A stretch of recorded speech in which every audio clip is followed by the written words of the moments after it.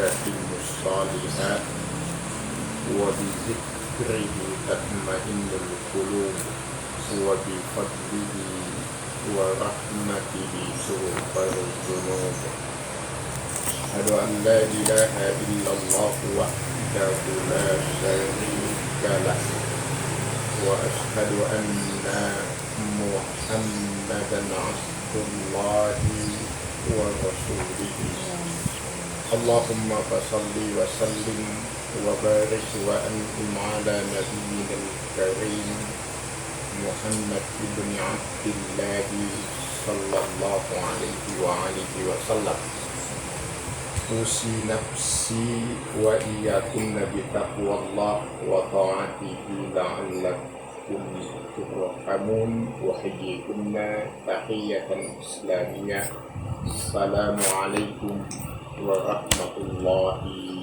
وبركاته. Waalaikumsalam warahmatullahi wabarakatuh. Ibnu Qayyim Al-Jauzi di dalam kitab Madarijus Salikin menegaskan inna idha'atal waqti asaddu minal maut. Sesungguhnya hilangnya waktu itu lebih berbahaya daripada kematian. Li anna idha'atal waqti taqta'uka minallahi wal akhirah wa idha'atul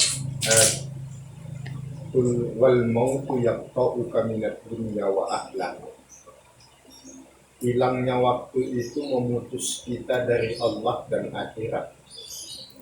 Sementara kalau kematian itu hanya memutus kita dari dunia beserta penduduknya. Jadi hilangnya waktu, sia-sianya waktu, terbuangnya waktu itu lebih berbahaya daripada kematian itu. Karena hilangnya waktu memutus kita dari Allah dan akhirat, sementara kematian itu hanya memutus kita dari dunia dan penduduknya. Kemudian beliau melanjutkan di dalam kitab Madarijus Salikin, "Mana dintu ala syai'in nadami ala yaumin gharabat fihi samsuhu naqasa fihi ajali walam yazid fihi amali."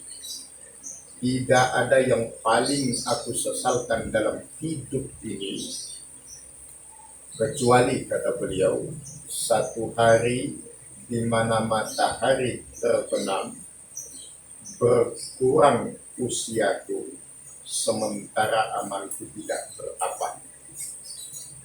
Jadi umat yang Allah muliakan, penyesalan orang beriman itu hanya satu. Saat matahari tenggelam, umur kita berkurang, sementara amal tidak bertambah. Itulah penyesalan bagi orang-orang beriman. Kalau yang lain-lain, dunia luput, rezeki hilang dan seterusnya, itu masih sangat mungkin untuk bisa diganti pada waktu-waktu yang lain. Maka Hasan Al-Basri mengatakan, asraftu aqwaman kana ahadukum asakha ala umrihi min dirhamihi. Saya bertemu dengan banyak orang, kata Hasan Al-Basri, orang-orang hebat, yang mana orang-orang hebat ini, kata beliau, lebih menjaga umurnya daripada hartanya, lebih pelit terhadap waktunya daripada hartanya. Itu kata Hasan Al-Basri. Jadi orang-orang hebat yang pernah beliau temui itu adalah orang-orang yang sangat pelit terhadap waktunya, tetapi tidak pelit terhadap hartanya. Itu orang dulu. Orang sekarang terbalik. Pelit sama hartanya, sama waktunya bebas. Jadi orang dulu kalau diganggu pengajiannya, dia marah. Nanti ketemu ya, saya ada waktu ngaji. setelah pengajian boleh, tapi jam itu waktu saya untuk ngaji. Pelit dia dengan waktunya, tetapi dengan hartanya tidak. Orang sekarang dengan hartanya pelit, waktunya bebas. Maka umat yang Allah muliakan usi nafsi wa iyyakunna, dari mukadimah ini maka kita ambil satu kesimpulan sederhana. Pada hakikatnya tidak ada musibah dalam kehidupan orang beriman. Satu-satunya musibah bagi kehidupan orang beriman adalah di saat rasa takutnya kepada Allah telah mati sementara dia masih hidup. Itu kata-kata sahabat Abu Bakar As-Siddiq. Di hakikatnya nggak ada musibah, semuanya ujian. Musibah itu cuma satu. Ada orang nggak takut sama Allah tapi dia masih hidup. Musibah itu. Rasa takutnya kepada Allah sudah mati sementara dia masih hidup. Itu yang paling berbahaya. Nah, kalau udah nggak takut sama Allah, orang tersebut pasti istiqomah dalam kemaksiatan dan kemungkaran. Waliyadzubillah. Mohon yang Allah muliakan, selanjutnya semoga salawat dan salam senantiasa terlimpah curah kepada suri tauladan kita Nabiullah Rasulullah Muhammad ibn Abdillah sallallahu alaihi wasallam. Semoga kelak kita mendapatkan pengakuan beliau. Syafaat itu artinya pertolongan. Pertolongan pertama Rasulullah kepada kita umatnya itu adalah pengakuan. Makanya tidak cukup hanya mengaku, tapi juga harus diakui. Selama ini kan tidak ada yang mengaku sebagai umat beliau. Apakah kelak beliau mengakui atau kita diakui sebagai umatnya di akhirat? Itu hanya Allah yang tahu. Tapi yang jelas umat yang Allah muliakan, pengakuan itu hanya bisa didapatkan dengan kecintaan. Kecintaan itu tidak cukup hanya di lisan. Karena cinta itu dalam Al-Quran ada dua terminologi. Ada mawaddah, ada mahabbah. Mawaddah itu cinta dalam kata, mahabbah itu cinta dalam nyata. Banyak yang pintar membaca sholawat, menyanjung, memuji Rasulullah banyak. Salahkah itu? Tidak. Tapi itu tidak cukup. Tidak cukup hanya sanjungan dalam kata, ekspresi cinta itu. Tetapi yang terpenting adalah mewujudnya cinta itu dalam kenyataan. Artinya, keteladan. Karena memang Allah tegaskan di dalam Al-Quran, Rasulullah itu bukan hanya untuk disanjung dan dipuji. Iya, wa innaka la'ala khuluqin azim. Tapi jangan dikesampingkan ayat yang lain yang Allah menegaskan uswatun hasanah. Uswatun hasanah. Nah, maka Rasulullah itu harus jadi teladan. Beliau tidak hanya menjadi menara kami, tapi jadi mercusuar. Jadi bukan ajaran yang menjadi prasasti, tetapi ajaran yang hidup di tengah kehidupan masyarakat. Dan itu hanya bisa terwujud melalui keteladanan. Jadi kalau ada yang di antara sebagian umat Islam yang katanya anti maulid, itu sebenarnya bukan anti maulid. Karena secara bahasa pun sebenarnya salah. Anti maulid itu salah. Secara bahasa Arab yang benar itu anti maulidah. Maulid kan laki-laki, anti kan perempuan. Oh iya benar. Itu anti maulid ya, bahasanya salah. Sebenarnya anti maulidah, anti tolibah, atau anti tolik kan salah. Kemudian juga teman-teman itu sebenarnya bukan anti, tetapi mengkritik pelaksanaannya yang tidak tepat sasaran. Tepat sasarannya di mana? Satu sisi ekspresi cinta, pada sisi yang lain justru menginjak-injak ajaran. Contoh, maulidan sampai larut malam, subuh hilang dari masjid.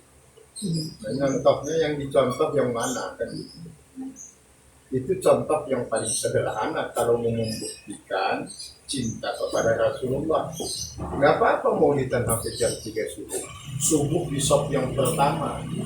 Hebat itu. Ini kan tidak berlanjut kepada realitas, tapi hanya pada idealitas.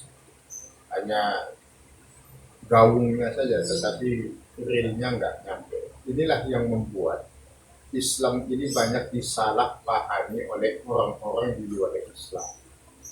Karena ada gap yang jauh antara ajaran dan kenyataan. Praktek umat Islam dengan ajaran Islam itu ada gap yang jauh. Islam mengajarkan A, praktek umatnya malah B. Akhirnya yang dilihat orang adalah apa yang dilakukan umat Islam. Nah, sayangnya mereka simpulkan Islam itu berdasarkan kelakuan umat Islam, itu yang salah. Yang buang sampah orang Islam, dia nyimpulkan Islam jorok kan gitu. Maka di dalam Quran surat Al-Baqarah ayat 204 itu Allah tegaskan, ya ayyuhalladzina amanu, di kewajiban orang beriman itu salah satunya adalah udkhulu fis-silmi kafah. Ada Al-Baqarah 200, coba kita lihat Al-Baqarah 208. Ya, 208 Ustaz. 208 ya. Ya ayyuhalladzina amanu dukhulu fis-silmi kafah wa la tattabi'u khutuwatis syaitan. Yang harus kita garis bawahi adalah udkhulu fis-silmi kafah. Kalau diterjemahkan sederhana, ambillah Islam itu secara menyeluruh, totalitas. Karena di dalam Islam tidak dikenal prinsip dikotomi, tapi yang dikenal adalah totalitas. Salah satu bentuk totalitas dalam berislam menyiapkan setiap individu menjadi etalase bagi ajaran Islam. Salah satu totalitas dalam berislam itu setiap individu harus siap menjadi etalase bagi ajaran Islam. Jadi kalau orang melihat seorang Muslim, dia mengerti dan paham tentang Islam. Jadi, karena sekarang ini ada ketidaksinkronan, ketidaksesuaian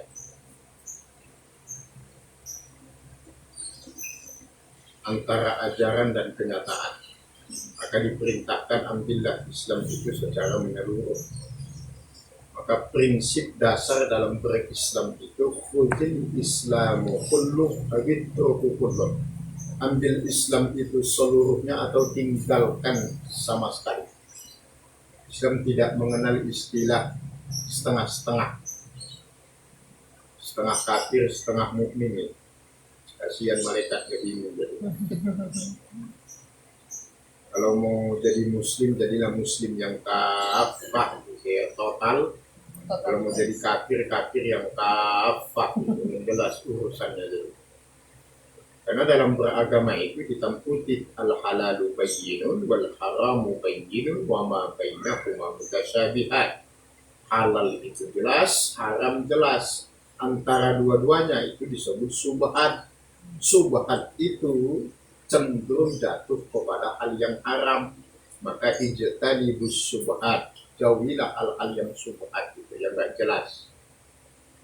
Maka Allah pun tegaskan dalam Al-Quran, semua diciptakan berpasang-pasangan, tidak ada pasangan yang ketiga, adanya berpasang-pasangan. Nggak banyak pasangan, laki, perempuan, siang, malam, dunia, akhirat, kaya, miskin, nggak ada pasangan-pasangan yang lain. Kalau ada pasangan, itu akan menyebabkan ketidakjelasan. Laki-laki tidak, perempuan tidak. Kan jadi nggak jelas. Maka dalam prinsip Islam itu ya fudil Islamu kullu awitruku kullu, itu kata Said Qutb. Prinsip Islam yang pertama itu begitu. Jadi ambil Islam seluruhnya atau tinggalkan Islam itu sama sekali.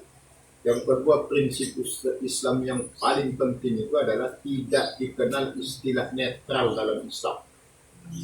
Nggak ada netral dalam Islam. Abstain, golput itu nggak ada. Maka Allah tegaskan di dalam Al-Quran itu apa? Fattabaya inna dina indallahil Islam la ikraha fid din qad tabayyana al-rusydu minal ghayy. Jadi tidak ada paksaan dalam Islam memang. Karena sudah jelas mana yang salah, mana yang benar.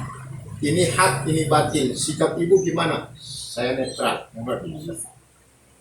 Gak ada netral dalam Islam. Motor aja kalau netral nggak bisa jalan. Apalagi beragama. Saya netral nggak bisa. Sama seperti zaman akhir-akhir sekarang. Ya harus memihak. Dan setiap pilihan pasti ada konsekuensinya. Maka ada kaedah yang mengatakan ridha bisyai, ridha bima yatawalladu minhu. Kalau kita ridha terhadap sesuatu, maka apa yang jadi konsekuensinya juga kita harus ridha. Kita sudah memutuskan untuk istiqomah menjalankan syariat agama Allah ini menuju kafah. Dibully, dipersekusi, diejek, dianggap aneh, dikucilkan, itu sudah jadi resiko. Dan tidak usah kita berkecil hati. Bukan hanya kita yang merasakan demikian, sekelas Nabi dan Rasul pun demikian. Kalau kita buka lembaran sejarah para Nabi dan Rasul, karena menegakkan kalimat Allah di atas muka bumi ini, Nabi Zakaria dibelah. Dibelah badannya, digergaji, terbelah jadi dua. Nabi Yahya dipotong kepalanya, disembelih, lepas kepalanya. Ya, kalau Nabi Musa dikejar-kejar, Nabi Isa dikejar-kejar, bahkan dianggap Nabi Isa digantung, disalib, dan dianggap. Bahkan Nabi kita, Nabi Muhammad SAW, kurang lengkap apa penderitaan beliau. Jadi memang menegakkan kalimat Allah, menegakkan syariat Allah itu pasti ada resiko. Dan itu sudah Allah tegaskan di dalam Al-Quran pada surat Al-Hud tentang peristiwa Ashabul Ukhdud. Kenapa sampai Ashabul Ukhdud itu dilempar ke dalam parit yang di dalamnya ada api menyala? Kan kebencian yang begitu hebat itu, subhanallah, dibuat parit, dinyalain api, dilempar, begitu dimasukkan ke dalam api, mereka tonton izihum alaihim suhud qurud, sudah sambil duduk menyaksikan, ditertawakan orang Islam yang dibakar hidup-hidup. Orang beriman saat itu. Apa penyebabnya? Satu aja penyebabnya, kata Allah, wa ma naqamu illa ayyuminu billahil azizil hakim. Semua kebencian mereka kepadamu itu penyebabnya cuma satu, karena kamu beriman. Titik. Coba kamu murtad, aman lah. Ya, ibu-ibu yang sudah menutup auratnya dengan baik, yang istiqomah ke pengajian, coba ibu ikutin ibu-ibu yang lain, pasti nggak dibully. Tapi kalau ibu istiqomah dibully, alhamdulillah, bersyukurlah kalau kita dimusuhi karena kita berpegang teguh terhadap agama Allah. Kenapa? Pertama, dosa kita diampuni oleh Allah. Kok bisa diampuni oleh Allah? Karena kita sabar. Dan kalimat pertama yang diucapkan malaikat kepada penduduk surga itu, jadi rombongan pertama yang masuk surga itu, ucapan malaikat itu apa itu? Di dalam Al-Quran Allah abadikan, saya lupa suratnya, tapi malaikat mengatakan salamun alaikum ala ma sabartum bima sabartum, selamat atas kamu atas kesabaran selama menjalani kehidupan itu. Dan sabar itu syarat untuk mendapatkan kebersamaan Allah. Allah senantiasa membersamai hamba-hambanya yang sabar. innallaha ma'as sabirin. Allah senantiasa bersama hamba-hambanya yang sabar. Maka Allah juga tegaskan, innalladzina qalu rabbunallah summastaqamu tatanazzalu alaihimul malaikah alla takhafu wa la tahzanu. Gak usah takut, gak usah sedih. Allah turunkan malaikat yang banyak, tatanazzalu, turun berduyun-duyun. Wa absyiru, ujung dari ayat itu, wa absyiru bil jannati allati kuntum tu'adun. Surga balas. Jadi kalau kata anak muda sekarang, wales, nggak usah direspon, santai saja. Santuy. Ketika kita ngajak keluarga, teman untuk ngaji, dia malah nyinyir, satu kata untuk dia, very good, very fine. Nggak mau ikut cari yang lain. Jadi tidak usah kalah. Nah, maka ummahat yang Allah muliakan itu masuk tema Insyaallah. seperti iman ini. Sampai asar pengajian. Masyaallah. Baik ummahat yang Allah muliakan, tema kita singkat saja hari ini. Yang mau kita bahas adalah ma'iyatullah. Ma'iyatullah. Jadi kajian kita tauhid, judulnya adalah ma'iyatullah, kebersamaan Allah. Kebersamaan Allah dengan hambanya tentu.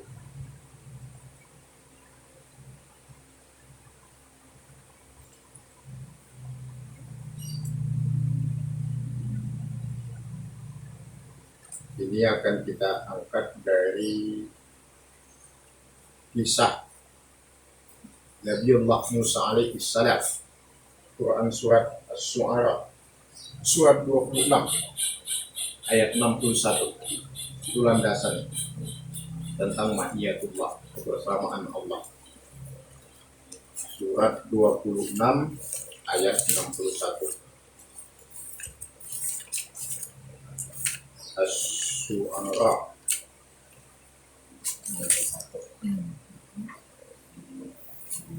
ayat 61. Falamma tara al-jam'ani qala ashabu Musa inna lamudrakun qala kalla inna ma'iya rabbi sayahdin. Jadi cerita tentang Nabiullah Musa alaihi salam dan pengikut beliau yang dikejar oleh Fir'aun dengan bala tentaranya. Ketika kedua kelompok ini, pengikut Nabi Musa dengan Nabi Musa, Fir'aun dengan bala tentaranya sudah mulai berdekatan, sudah mulai kekejar ini Nabi Musa dan pengikutnya. Malam mataro azam ani, kemudian di hadapan mereka ada lautan, di belakang mereka ada Fir'aun dengan bala tentaranya. Ketakutan pengikutnya Nabi Musa sampai mengatakan inna lamudrakun, ini kita bakal ketangkap, ini bahasa mudahnya begitu. Tapi apa jawaban Nabi Musa? Kalla, tak bakal gitu, kalau bahasa kita nya. Enggak, pasti tidak. Kenapa begitu yakin beliau? Beliau inna ma'nya, kata-kata ma'nya, inna ma'nya rabbi, sesungguhnya Tuhanku bersamaku, saya dan dia akan menyelamatkanku. Kata-kata ma'nya, ma'nya itu dari kalimat ma'an, mim ain, ma'an itu bersama, ma'iyah kebersamaan, ma'iyatullah kebersamaan Allah dengan hambanya. Nah, ummahat yang Allah muliakan, selama Allah senantiasa membersamai kita dalam kehidupan ini, maka kita tidak perlu takut dan tidak perlu gelisah. La takhaf wa la tahzan. Bagaimana Nabi kita Nabi Muhammad sallallahu alaihi wasallam bersama Abu Bakar As-Siddiq di Gua Thur dalam peristiwa hijrah. Subhanallah, para Kafir Quraisy itu persis di bawah kaki Rasulullah dan Abu Bakar. Sampai di atasnya, bukan di bawahnya, di atasnya. Jadi atas bukit itu sudah orang Quraisy, di bawahnya Rasulullah dan Abu Bakar. Sampai Abu Bakar mengatakan seandainya mereka melihat telapak, melihat kaki mereka, pasti mereka melihat kita ya Rasulullah. Ketakutan luar biasa Abu Bakar As-Siddiq radhiyallahu anhu. Tapi apa jawaban Rasulullah? Taqwa wala tahzan, innallaha ma'ana. Sesungguhnya Allah bersama kita. Jadi kalau Allah ada di dalam hidup kita, tidak perlu takut dan tidak perlu sedih. Pertanyaannya sekarang, kapan Allah akan senantiasa membersamai hambanya? Apa syaratnya? Itu yang terpertimbangkan. Maka yang pertama adalah iman. Itu pasti. Quran surat yang ke-8 Al-Anfal ayat 19. Quran surat yang ke-8 ayat 19. Jadi syarat mendapatkan kebersamaan dari Allah itu pertama adalah iman. Maka Allah tegaskan di dalam Al-Anfal ayat yang ke-19. In tastaftihu faqad ja'akumul fath wa in tantahu fa huwa khairun lakum wa in ta'udu nahu wa lan tughni 'ankum fitnatukum syai'a walau kasurat wa anna Allaha ma'al mu'minin. Sesungguhnya Allah bersama hamba-hambanya yang beriman, bukan berislam. Muslim belum tentu dibersamai Allah, mukmin yang dibersamai Allah. Islam dengan iman itu kalau disebut dalam tempat yang waktu yang berbeda artinya memiliki masing-masing. Tapi kalau disebut sekaligus artinya sama. Islam itu dalam arti baru sebatas menjalankan rutinitas formalitas. Tapi kalau iman tidak sebatas taat, tapi juga mengerti, paham, tunduk, itulah iman. Maka Islam itu pembuktian, iman itu pengakuan. Maka syarat mendapatkan kebersamaan Allah yang pertama adalah iman. Maka jaga iman kita umpah. Apapun resikonya, apapun tantangannya, ujian, cobaannya, iman jangan sampai lepas. Dan itu sudah dibuktikan oleh para nabi dan rasul. Bahkan dilanjutkan setelah Rasulullah wafat ada para sahabat. Kisahnya para sahabat luar biasa. Bilal bin Rabah, mujahidah pertama yang syahid di jalan Allah. Bukan cuma mujahidah, orang beriman yang pertama syahid di jalan Allah itu namanya Sumayyah binti Qayyad, budaknya Abu Jahal. Orang Islam yang pertama syahid semenjak Rasulullah menyampaikan dakwah secara terbuka namanya Sumayyah binti Qayyad, maulanya Abu Jahal. Dia budaknya Abu Jahal, beriman kepada Rasulullah, beriman kepada Allah dan Rasulullah, kemudian disiksa oleh Abu Jahal, tidak kunjung mau keluar, nggak bergeming sama sekali. Maka terakhir Abu Jahal lepas kontrol, emosinya memuncak, ditusuk Sumayyah binti Qayyad dengan tombak panas tembus sampai kepalanya. Tapi nggak ada yang ketakutan kan? Nggak takut Sumayyah binti Qayyad, mati pun dihadapi. Ada lagi kisahnya Bilal bin Rabah yang dibebaskan, ditebus akhirnya oleh Abu Bakar, akhirnya ditebus, akhirnya diselamatkan. Ditindih dengan batu, dijemur di padang pasir, kalimat yang keluar dari lisan beliau ahad, ahad, ahad. Lagi lihat kisah sahabatnya Muhammad Muhammad bin Maslamah. Subhanallah, Banyak kisah para sahabat Rasulullah yang mempertahankan keimanannya sekalipun jiwa menjadi taruhannya. Kalau dari Sahabiyah kita di Sumayyah binti Khayyat, ada lagi Kabesah binti Rabi, ibunda dari Sa'ad bin Mu'az, Amr bin Mu'az. Ada lagi sahabat Sahabiyah putri dari Abu Bakar, namanya Asma binti Abi Bakr. Nanti punya putra namanya Abdullah bin Zubair, karena suaminya adalah Zubair bin Awwam. Jadi Zubair bin Awwam sahabat Nabi, itu menantunya Abu Bakar, istrinya namanya Asma, punya putra namanya Abdullah bin Zubair. Abdullah bin Zubair itulah yang meminum darah Rasulullah Shallallahu Alaihi Wasallam, bekas bekamnya Rasulullah. Tapi ini khusus buat Nabi loh ya, bukan buat yang lain. Saking cintanya kepada Nabi, saking cintanya kepada agama, namanya Abdullah bin Zubair. Ada lagi sahabat namanya Abdullah bin Zaid bin Sa'labah, yang mimpinya menjadi syariat. Yang memimpikan azan itu kan sahabat Abdullah bin Zaid bin Sa'labah. Kemudian mimpinya diceritakan kepada Nabi, akhirnya Nabi mengambil itu sebagai syariat. Makanya sekarang ada azan. Bin Z bin apa? Abdullah bin Zaid bin Sa'labah. Sa'labah ini dulu sahabat Nabi, miskin, tiba-tiba kaya, akhirnya pelit jadi miskin lagi. Namanya Abdullah bin Zaid bin Sa'labah.